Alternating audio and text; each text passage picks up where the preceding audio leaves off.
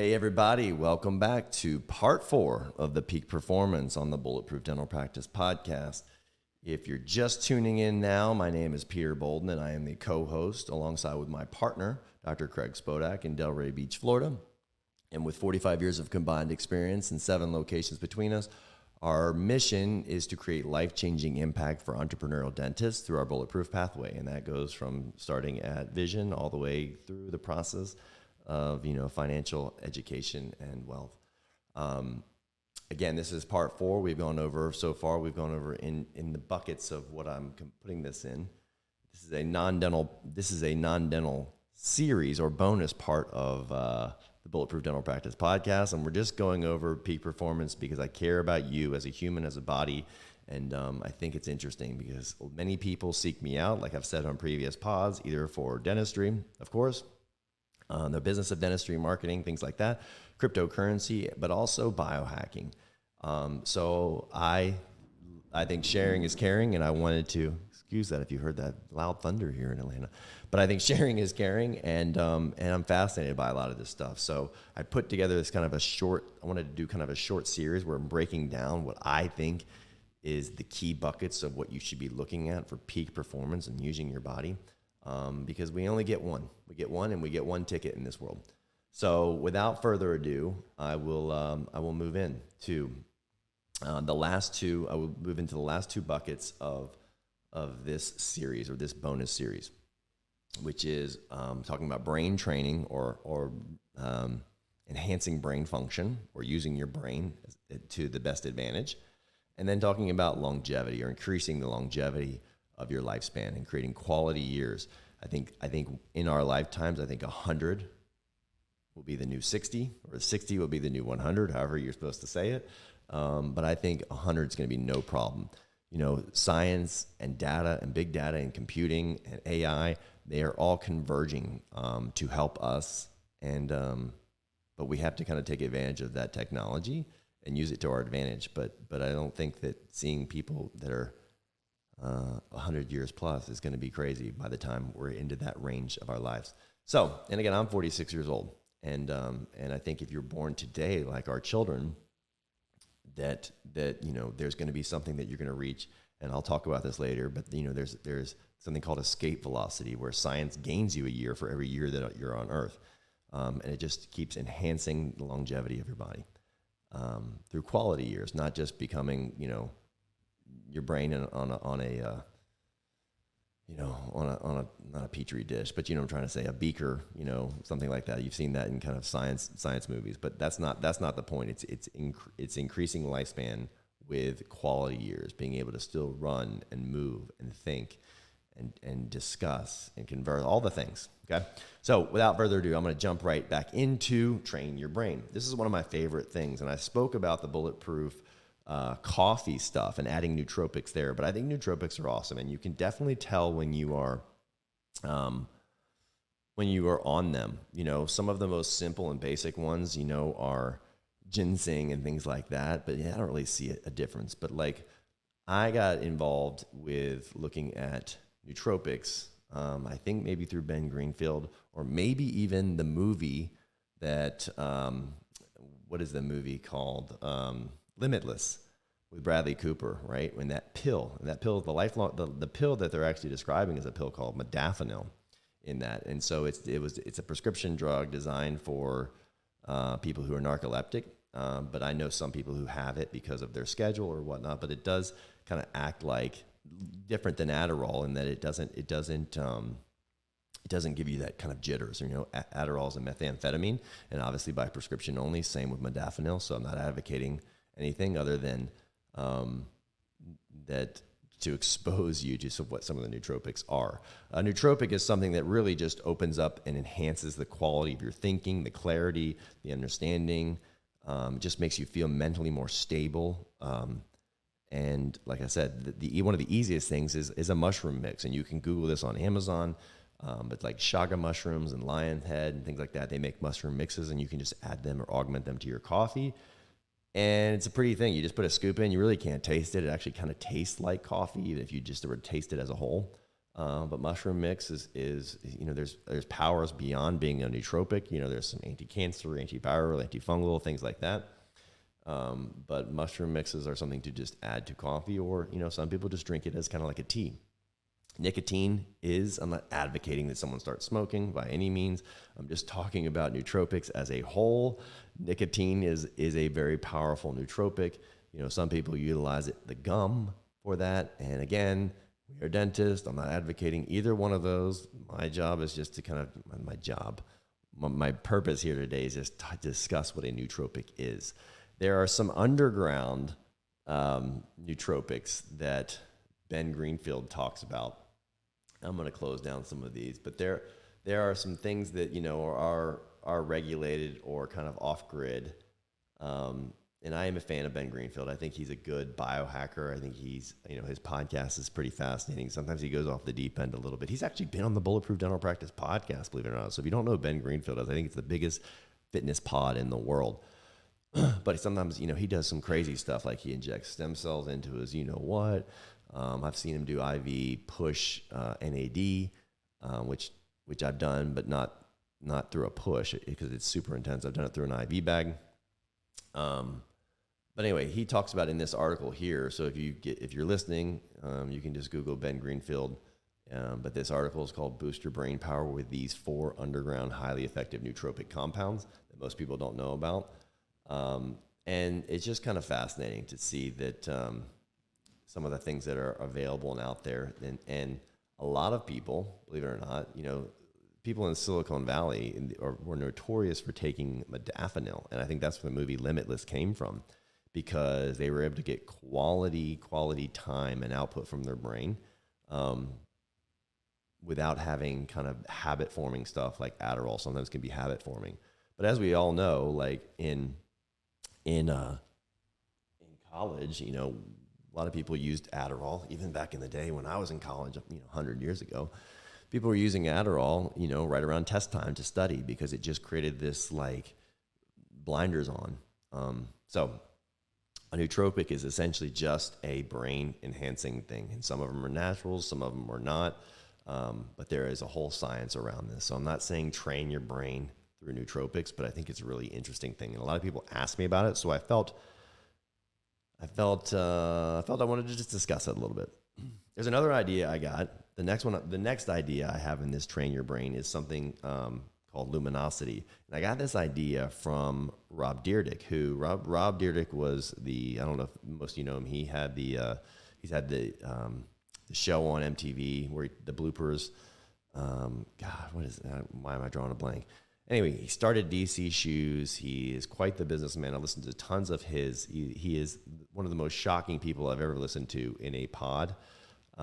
He was on the pod, My First Million, and I just listened to him, and I couldn't believe how sharp he was. I kind of put him in the category of this skater dude, but I couldn't believe how smart and his business acumen was just off the charts. So there's no question why he's so successful, because he's put in the hard work. One of the things he said, though, is he said, look, first thing I do in the morning, I don't start out and just like jump into emails. He's like, I warm my brain up, right? This neuroplasticity. I use this app called Lumosity. And it's basically you just play games. And it's a good way to kind of wake your brain up, as opposed to just going into almost like flight or fight with your email, which it can do that. You can jack your cortisol levels up right off the gate if you're just going right into emails, and who knows what you're going to read right in the morning. So he uses Lumosity in the morning to just kind of play games and get his brain warmed up. No different than if you were going to go start sprinting for the day. You would warm up and take a couple of warm-up laps. The brain is probably no different in that aspect. So it's a cool thing. I use it. I have a subscription. I like it. It looks like you're playing games, but it's one of the first things I do in the morning, just as kind of a warm-up. And I do feel like there's better output because of that warm-up, right? As opposed to jumping right in and almost going by cortisol or epinephrine kind of right out of the gate. Another way I think for training your brain, I'm a big fan of Dan Sullivan. He's part of the Genius Network and things like that. But Dan is a coach to thousands. I think he's coached 30,000 entrepreneurs. He's one of the most famous entrepreneurial coaches because he breaks things down so simply. And one of the things he says is he has off days, he has buffer days, and he has peak days. Or rest days, I should say. That actually should say rest. wait, it's off days, buffer days. No, it should say peak. My apologies. So obviously in off days, you need to completely tune out. You need to not be doing anything. And for most of us, that's on a Saturday and Sunday, right? So those are good off days. Buffer days usually consist of you prepping what you're needing to do, things that you can kind of do real mundane that are prepping you in for the peak days. Because so much of what we do, right, 20% of our efforts usually produce 80% of our results. And it's Pareto's principle. And I think our efforts and what we do in life, I think that Pareto principle prevails in a lot of things. So finding your time where you're most productive, finding your days and using kind of that like as Naval says, you want to train, you want to sprint, you want to rest, and then you want to reassess what you've done. No different. Dan's saying basically you want to have off days, buffer days, and then peak days. But stressing yourself in hard days and then resting equals growth. So just like the reason we don't go to the gym every single day, expecting there to be results every single day of muscle, because in muscle training, as you all know, you're breaking down the muscle and then you're allowing it to heal. And what it heals in, it gets bigger and stronger. No different, right? So allow yourself the capacity. Don't just go 7 days a week and say things like, I'll sleep when I'm dead, and all this hustle till we die kind of thing. That is ignorant, in my opinion. And I used to be a fan of that stuff because we used to say, I will outwork you, I'll do this. Now, kind of like the philosophy, if you want to have a wood chopping fight, and I'm going to fight someone who's got tons of muscles, I'm going to not fight competition. I'm going to sit there and sharpen the axe for the lion's share of the time that's given, right? So it's working smarter, not harder, and working in bursts, not just thinking that you can consistently have the same output. Another thing is don't force your flow for innovation, right? There are times when you're going to find you being innovative and creative and a visionary, and there are times when you cannot just schedule that in your day. Like, here's my thinking time, because it might not strike you at that time. I always say that sometimes in motion, you get that, whether through walking or working out or driving, you get those ideas, and be sure to kind of capture that and write them down, and don't expect them to come back and revisit your brain, because sometimes they're fleeting thoughts. But again, I think I see so many people trying to schedule time for masterminding or clarity or whatever, and you just might not be in that mindset. So if you're not, it's the adage is like people who write a book, right? They try to sometimes they are just in flow and the words are just spewing out of their brain onto the paper. But other times they get in there and it's like, hey, I allotted 11 to 2 to write this book and nothing's coming out. That's when you just kind of take a rap and give yourself some grace and try again another time, or wait, because the creativity may strike you at a different time. And if that doesn't work, then just do some nootropics and it'll help you. But I'm kidding, obviously. Last thing is like I just mentioned, doing work in spurts, chunks of time. Don't expect yourself to be able to do 8 hours of work. Do your hardest work in chunks of time. 60 to 90 minutes is about all you can do. It's about all you can do at blocks of time. And then allow yourself, even throughout the day, to kind of do some mindless things like check email or look at news or whatever. The last thing is, especially with news, right, is be careful of the media that you are consuming, whether that's Instagram, whether that's news media, right? And consider the source, because it's a tape player. Like my mom has said, and my mom actually listens to the pod, which my parents listen to the pod, which sometimes when they say, hey, when you said this, I'm like, oh my gosh, I can't believe you guys listen. I thought it was only for dentists. But my mom used to say, be careful of the things that you put into your brain. It's a tape recorder. Be careful of the things you say to yourself. It's a tape recorder, and your mind's going to listen. So be careful of your media consumption, right? What you're listening to, what you're consuming, whether that's blogs, movies, whatever, Instagram, Facebook, and find something that's a little more stimulating, where you're not caught up in, keyboard warrior wars with someone who you'll never meet or care about on social media. Find ways to serve yourself, stimulate your brain, stimulate your mind, stimulate your relationships, and feed your brain and your mind and your thoughts good shit, not things that are designed to keep you watching, right? If it reads, it bleeds. That's the way news is designed to be. Scary, creating that visceral response from us of being scary. because our two primal things we want to make sure we're doing is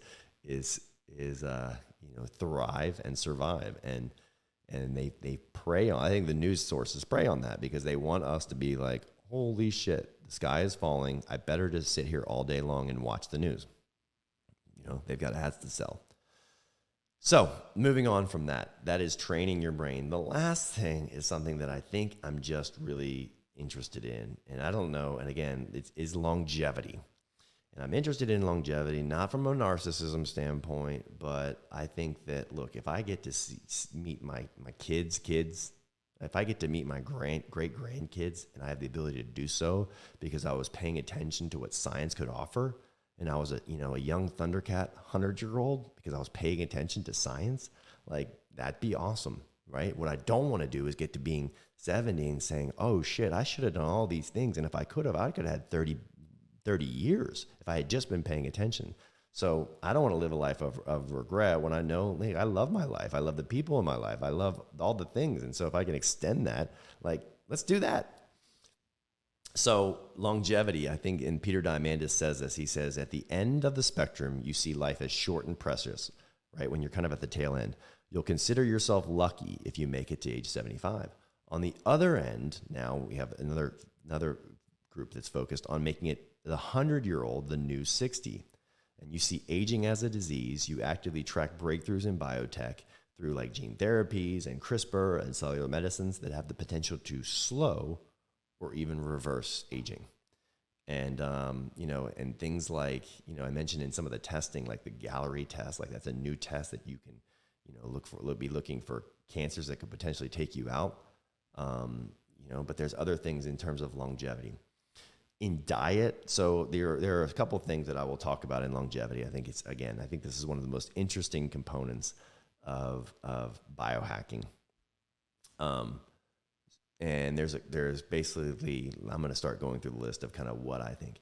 I think if you're going to do nothing more than just intermittent fasting, it has been proven, and here is a link that's going over the link of basically scientists identify how many hours to eat to optimize longevity. And again, that has to do with kind of shortening the feeding window, and it's really an insulin response.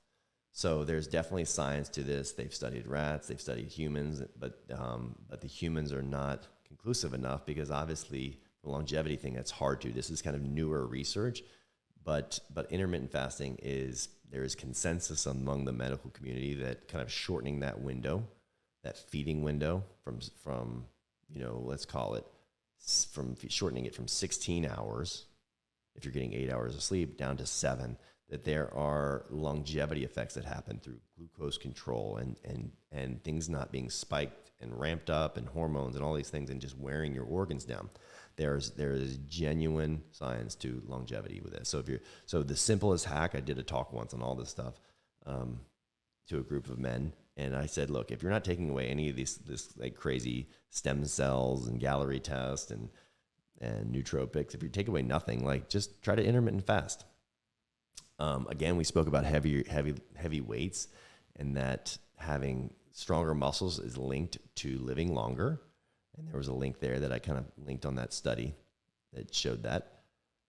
There are things, David Sinclair, there's a gentleman named David Sinclair, and he is kind of one of the most foremost experts in longevity. And really, it's around his science in resveratrol. And I think I actually spelled that wrong in the paper here, but he's talking about resveratrol and NMN, and these are two molecules that work synergistically, and they basically work on a mitochondrial function. You remember from the Krebs cycle, NAD, and as it gives it is a donor, all these things. But basically, what he's found is that it increases, and I can't go into all the science because I don't understand it, but it is pretty much out there all the place. So Google David Sinclair and NMN. I think I actually have a good article here that kind of talks about. It's a YouTube video. So he is, pardon me, he talks about NMN, resveratrol, metformin, things like that in this podcast. But get on YouTube and start listening to some of his discussions, because I think he's obviously a genius. I think he's almost close to 6 years old, and he looks like he's 30. So something he's doing is working. Maybe he just got gifted with good genes. But there is some science if you're into kind of longevity of taking NMN. And there's something else that I didn't put on this sheet that I should have, that is something called fisetin, and he talks about fisetin here and there. But if you look at aging as an inflammatory process, right? As a disease, and all diseases are inflammatory process. But if you look at aging as an inflammatory process, there's something in our bodies called senescent cells. And basically, senescent cells are cells that kind of refuse to die. They just get old and toxic, and they just don't basically don't decompose. And so fisetin is this compound that you can ingest, which helps clear senescent cells. And there is some cool science around that. You can ingest this. It's a liposomal fisetin carrier. Lots of things are liposomal because our GI simply just eradicates a lot of stuff through the acids, but the oils, the liposomes, protect them. But fisetin is a really cool thing. There's fisetin and quercetin. It's called QUECTIN, I believe.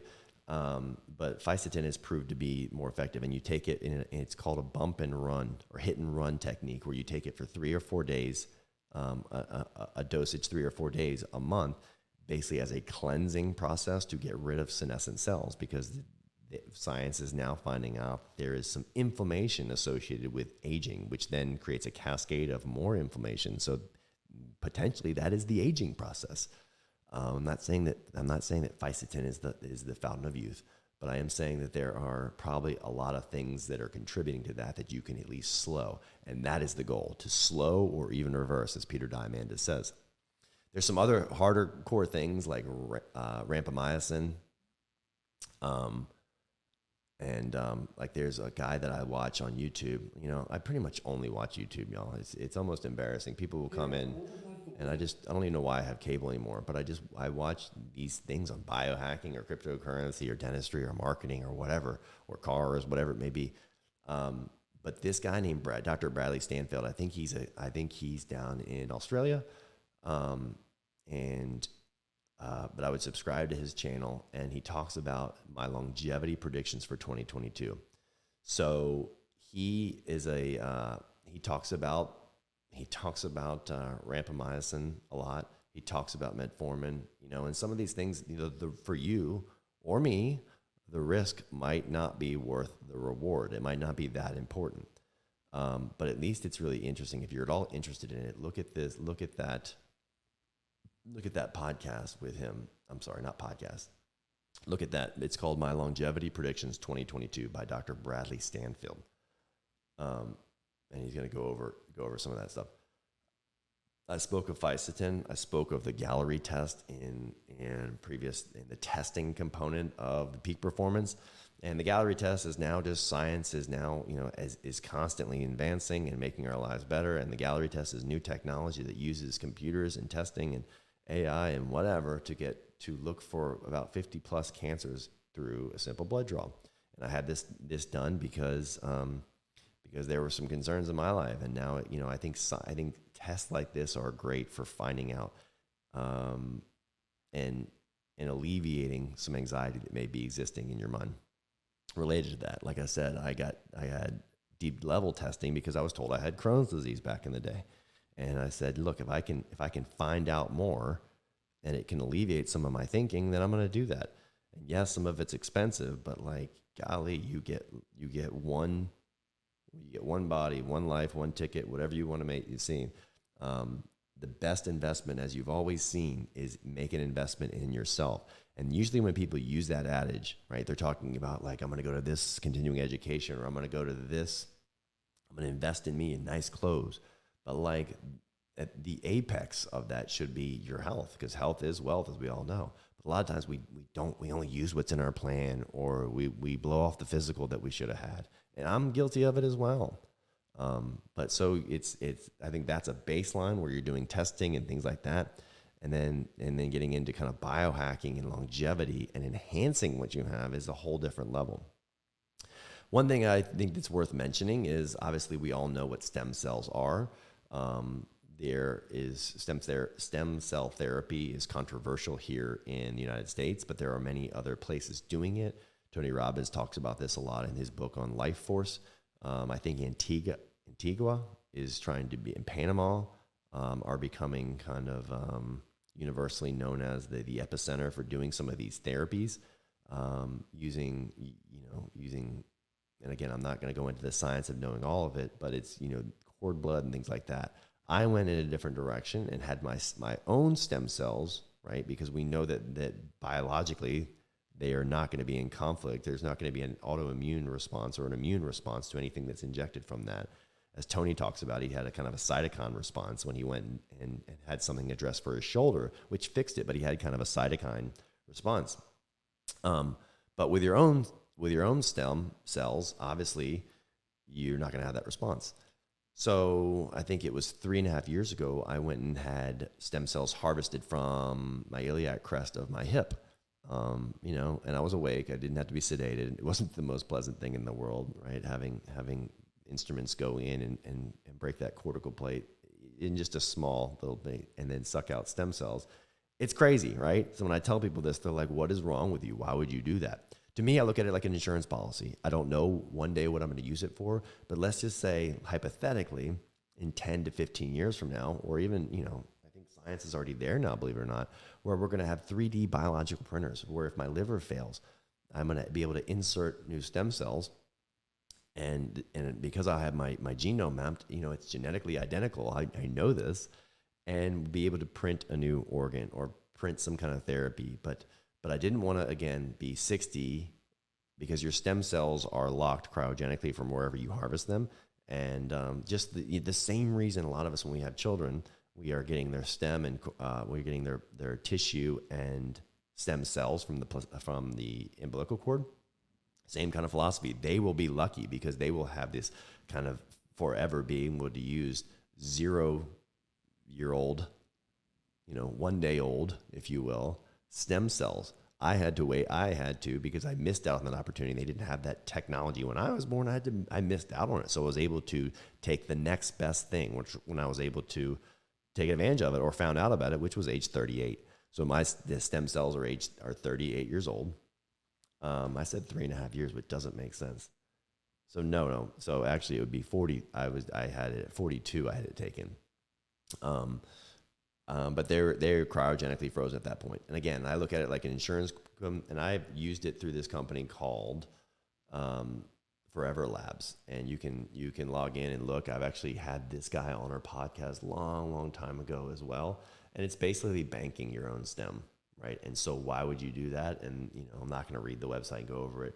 I do have a code in case anyone's interested in doing it. It doesn't take long, and it's not tremendously expensive. I think the pricing is actually on this page.